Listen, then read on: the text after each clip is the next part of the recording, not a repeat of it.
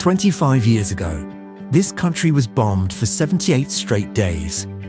Before that, sanctions, isolation, inflation so violent that people papered their walls with worthless banknotes because the money was cheaper than wallpaper. By every rule of economics, this place should be broken. But it's 6 in the morning in Belgrade and something doesn't add up. Old men are swimming in the river. Elegant women are walking to work, unhurried, unafraid. In the parks, retirees are setting up chessboards like they have all the time in the world. Because here, they do.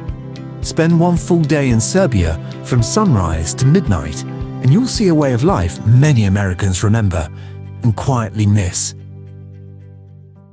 The sun rises over a meeting point of 2 great rivers, the Sava and the Danube. This city has been destroyed 44 times in its history, and 44 times the people simply rebuilt it. That fact alone tells you almost everything you need to know about the Serbian character. The first thing you smell is bread. The bakeries here, they call them pekara, have been open since 5. Inside, construction workers stand in line next to university students and old women in their Sunday best. Everyone orders the same thing, burek, hot, flaky pastry filled with cheese or meat, and a cup of drinkable yogurt. The whole breakfast costs less than $2. Down by the river, you'll see something stranger. Men in their 70s, calmly stepping into the cold water. They swim here every single morning, summer and winter. Nobody told them to. No doctor prescribed it. It's simply what their fathers did. But here's the detail that stops most American visitors in their tracks. The cafes are already full, and nobody is looking at a phone. People are talking, actually talking, face to face for an hour over a single espresso that costs $1.50. And notice what's missing: paper cups. There is no coffee to go culture in Serbia. Coffee is not fuel here. Coffee is an event. You sit down, or you don't drink it. It's a morning ritual that disappeared from American main streets decades ago. Here, it never left. By 9 o'clock, the real heart of Belgrade is beating, and it's not in a shopping mall. It's at the Green Market. Kalenic Market is a maze of wooden stalls run by farmers who drove in from the countryside before dawn. And the first thing you notice is the smell: tomatoes that actually smell like tomatoes.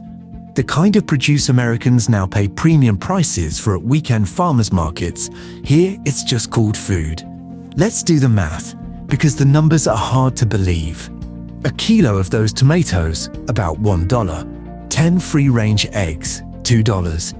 A jar of kajmak, a creamy homemade cheese you simply cannot buy in any American store, a few dollars more, sold by the woman who made it herself. And look closely at who's selling. Many of these vendors are grandmothers. The average pension in Serbia is around $400 a month, so they grow vegetables, and they sell what they don't eat. Nobody here is getting rich, but nobody is invisible either. The market knows their names. Now look at the money changing hands.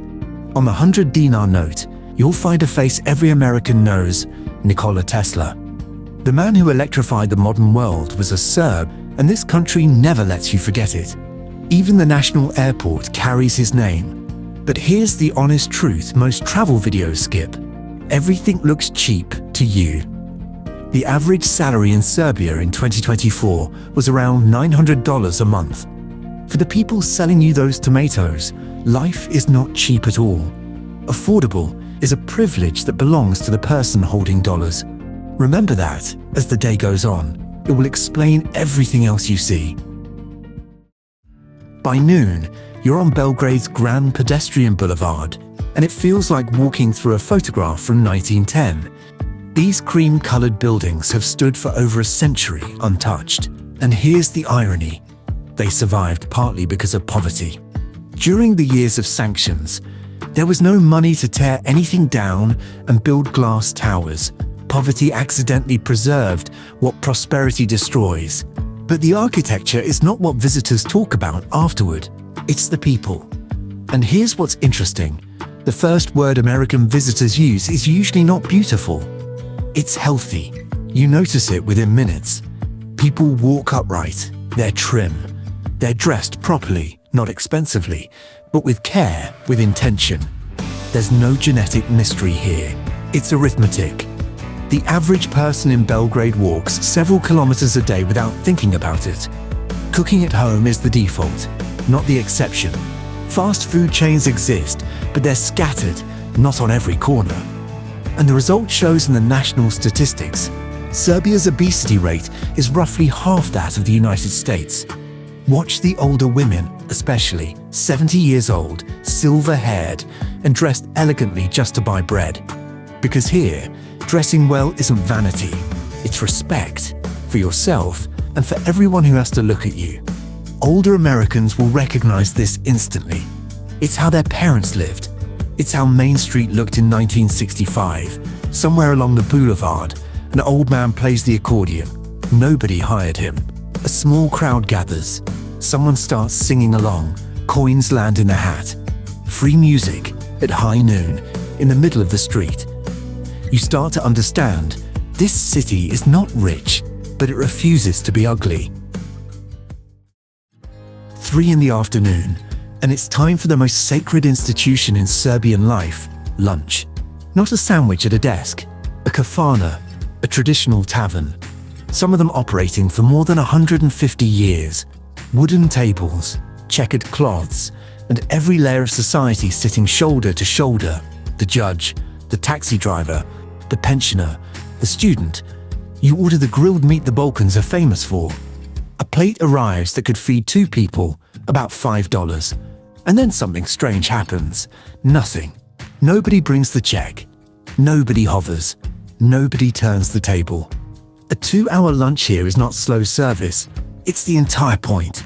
The table is yours until you decide otherwise. And if a Serb invites you to their home, and they will, faster than you expect, you need to know the unwritten rules. Never arrive empty-handed. Bring wine, bring chocolate, bring anything. Your host will offer you food 3 times, and refusing the first time is just part of the dance. And when the homemade plum brandy comes out, the rakija, you look the other person in the eye when you toast. Not at the glass, the eyes. There's a story you'll hear versions of all over this country. A foreign traveler asks a local for directions at lunchtime and ends up at that man's family table by dinner, being introduced to the grandmother. In Serbia, a guest is not an inconvenience. A guest is an honor for the household. That idea is centuries old here, and it survived everything: the empires, the wars, the sanctions. In a world that eats lunch at a desk in 11 minutes, this feels almost rebellious. 6 in the evening. And now comes the moment this entire day has been building toward. The whole city walks. They call it the Corso, the evening promenade, a ritual older than anyone can remember. 3 generations of one family, arm in arm, couples, groups of old friends. Nobody's going anywhere in particular. The point is to walk slowly, to greet people, to see and to be seen. Americans over 50 will remember when Main Street worked exactly like this. Saturday evening, the whole town out walking. In Serbia, it never stopped. And it's here, in the golden hour, that the title of this video finally explains itself. Because yes, visitors from every corner of the world say the same thing about Serbian streets. But let's say it with facts instead of compliments. Serbians are among the tallest people on earth. The average woman stands about 5'7", the men over 6 feet. This is a nation that produced world-class athletes, tennis champions, and an endless export of fashion models to Milan and Paris. Women here are educated. They make up more than half of the professional workforce. They marry late by Balkan standards. And the beauty standard is strikingly natural. What you see is health, posture, and self-respect, not procedures. Visitors notice it. Locals just call it Tuesday. But now, the twist that gives this whole golden scene its weight. Serbia is disappearing. 3 decades ago, this country had about 7.5 million people. Today, 6.6 million and falling. The young are leaving to Germany, to Austria, chasing the salaries we talked about this morning. Villages are emptying. Schools are closing. So look at this promenade one more time. The beauty you see on these streets is also quietly walking away. 9 o'clock, and Belgrade does not go to sleep. It goes to the old Bohemian quarter, cobblestones, lanterns, and music. String bands move from table to table, playing songs that are older than the borders of this country. At one table, a man in his 70s stands up and sings along every word to a song from his youth. The band follows him down on the rivers. The floating clubs glow until sunrise. Belgrade's famous nightlife, ranked among the best in Europe. But that's a younger story. The real story of a Serbian night is at these tables, because nighttime is when Serbs talk about the past and think about what the oldest people at this table have lived through. One lifetime, and the country changed its name 4 times. The currency collapsed twice. And in 1999, for 78 nights, the sky over this city was on fire. Ask them about it, and most won't give you a lecture. They'll give you a shrug, a dark joke, and another glass of rakicha. Resilience here isn't a slogan on a poster, it's muscle memory. And maybe that explains the last surprise of the day. It's nearly midnight, and the streets are full, including women walking home alone, completely relaxed, taking the night bus without a second thought. Serbia has one of the lower violent crime rates in Europe. You'll barely see a police officer all day. Nobody here finds that remarkable. That might be the most remarkable thing of all.